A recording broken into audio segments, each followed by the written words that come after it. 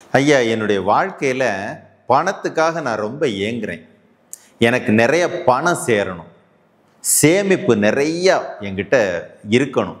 அதுக்கு நான் என்ன பண்ணால் சரியாக இருக்கும்? இப்போது பணம் அப்படிங்கிறது வெறுமனே ஒரு பேப்பர் மட்டும் இல்லை, அது நம்மகிட்டேருந்து வெளிப்படக்கூடிய குவாலிட்டியும் கூட. பணத்தை ஈர்க்கிறது அப்படின்னா பணத்தை பேங்க்லேருந்து எடுத்து பணத்தை எண்ணி பணத்தை பீரோவில் அடிக்கிங்கிறது மட்டுமே கிடையாது. பணத்தை ஈர்க்கிறதோட ஒரு பார்ட்டு, அது ஒரு பார்ட்டு மட்டும்தான்.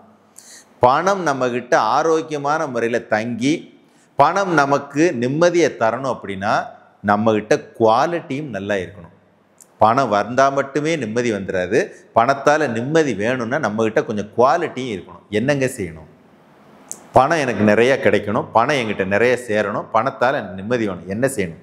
முதல்ல எதிர்மறையாக பேசுகிறத நிப்பாட்டணும், சந்தேகப்படுறத நிப்பாட்டணும். பணம் எனக்கு கிடைக்குமா கிடைக்காதா, வந்துருமா வராதா, இதெல்லாம் என்ன உருப்பட போகிறதா, எல்லாம் பணம் வந்துருச்சுன்னு ஓவர் ஆடுற இந்த மாதிரி எதிர்மறையாக பேசக்கூடியதுலேருந்து முதல்ல வெளியில் வந்துடுங்க. அப்படின்னா தான் நீங்கள் ஜெயிக்க முடியும். முதல் குவாலிட்டியாக தான்.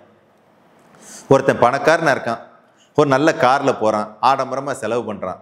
உடனே பார்த்த உடனே இதெல்லாம் காசு இருக்கிற திமிரு, அதனால் ஆடுறான். இந்த மாதிரி பேசுகிறதுலேருந்து முதல்ல வெளியில் வாங்க. ஏன்னா இது பொறாமையினுடைய வெளிப்பாடு.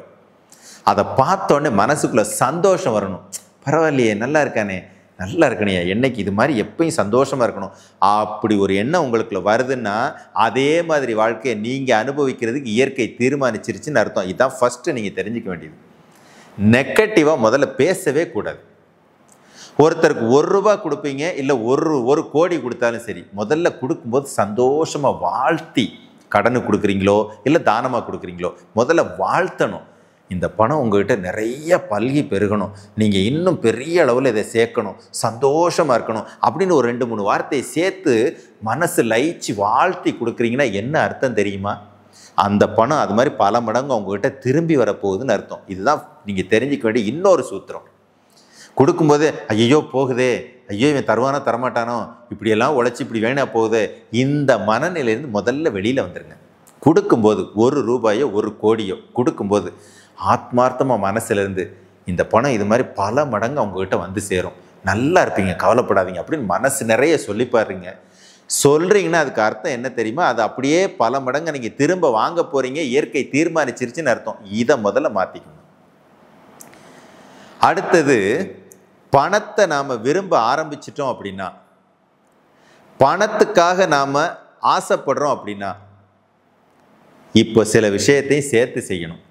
வீட்டில் பணம் எங்கெங்கெல்லாம் வைக்கிறீங்களோ அங்கெல்லாம் அந்த பணத்துக்கு பக்கத்தில் வசம்பு அல்லது லவங்கப்பட்டை, அந்த 2ல் ஏதோ ஒன்று இல்லை 2மே கூட ஒரு சின்ன சின்ன பீஸ் அது கூட சேர்த்து வச்சிங்கன்னா பணம் புழங்குற இடத்துல, அது பர்ஸாக இருக்கலாம், பேக்காக இருக்கலாம், பணப்பெட்டியாக இருக்கலாம், கல்லாப்பெட்டியாக இருக்கலாம், அது உள்ளே வசம்பு இல்லைன்னா லவங்கப்பட்டை இல்லைன்னா பச்சை கற்பூரம், இதெல்லாம் ஒரு சின்ன சின்ன பிட் அது உள்ளே போட்டு வச்சிங்க அப்படின்னா பணம் அதிகமாக உங்களை நோக்கி வர்றதுக்கு, பணப்புழக்கம் அதிகமாகிறதுக்கு நல்ல வாய்ப்பாக இருக்கும். பணம் நம்மக்கிட்ட சம்பாதிச்சிருக்கீங்க, இன்றைக்கி ஒரு ₹5000 உங்கள் சம்பளம் இந்த மாதம் வந்திருக்குது, ரொம்ப வேண்டாம், அதுலேருந்து ஒரு ₹50 எடுத்து பிரயோஜனமான ஒரு செலவு ஒன்று பண்ணணும், தானமாக செய்யணும். அது எப்படி இருக்கணும்? அந்த தானம் கொடுத்த உடனே ஒருத்தரோட வயிற்று பசி நீ விலகிருச்சின்னு, அந்த தானம் கொடுத்த உடனே ஒருத்தரோட நோய்க்கான தீர்வை நீங்கள் கொடுத்துருக்கீங்கன்னு, அந்த மாதிரி ஒரு ₹50 தானம் கொடுக்கணும். கொடுத்தா இது மாதிரி தானம் கொடுக்கறதுக்கு நிறைய ஆப்ஷனை அந்த இயற்கை உருவாக்கி தரும். நீங்கள் ₹5000 ₹500 எடுங்கன்னு கூட சொல்லலை, வெறும் ₹50 எடுத்து ஒருத்தரோட உடல் நோய் தீர்றதுக்கு ஒரு மருந்து தானம், ஒருத்தரோட பசி பிணி விலகிறதுக்கு சாப்பாடு தானம், ஒருத்தருடைய மானத்தை காப்பாற்றுறதுக்கு ஒரு வேட்டி, ஒரு சட்டை, ஒரு துண்டு, இந்த மாதிரி வாங்கி கொடுத்து பாருங்க. இயற்கை இன்னும் பெரிய அளவில் உங்களை ஆசீர்வாதம் பண்ணி நிறைய பணப்புழக்கத்தை அதிகப்படுத்துறதுக்கான வேலையை செய்யும்.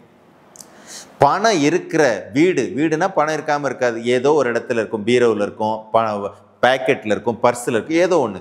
பணம் புழங்குற இடம் இருக்குது இல்லையா, அந்த வீடு, அந்த கடை, வசம்பு கஸ்தூரி மஞ்சள் கலந்த நீரை அந்த இடத்த பூரா தெளித்து விட்டுக்கிட்டே இருந்தீங்கன்னா அடிக்கடி மேலும் மேலும் பணத்தை சேர்க்கறதுக்கான ஒரு வழியை அது உருவாக்கி கொடுக்கும். இது ரொம்ப முக்கியமாக தெரிஞ்சிக்க வேண்டியது.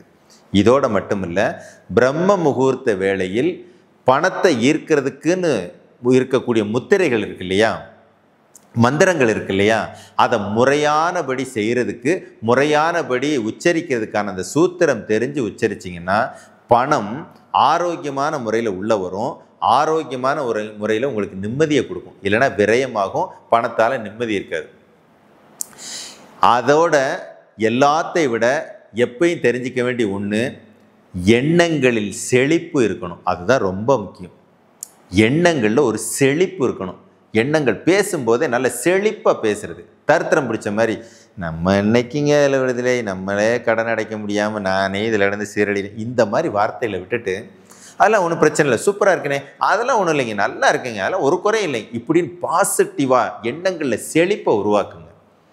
முக மலர்ச்சியோடு பேசுங்க. யாருக்கிட்ட பேசினாலும் நீங்கள் உண்மையிலேயே பணத்தை இனிமேல் தேட வேண்டாம், பணம் தானாக வரும். இப்போ நான் சொன்ன விஷயங்களெல்லாம் தொடர்ந்து ஃபாலோ பண்ணிங்கன்னா வாழ்க்கையில் பணத்தால் நிம்மதியும் பணத்தால் நிறைவையும் பார்க்குற மனுஷன் நீங்களாக இருப்பீங்க.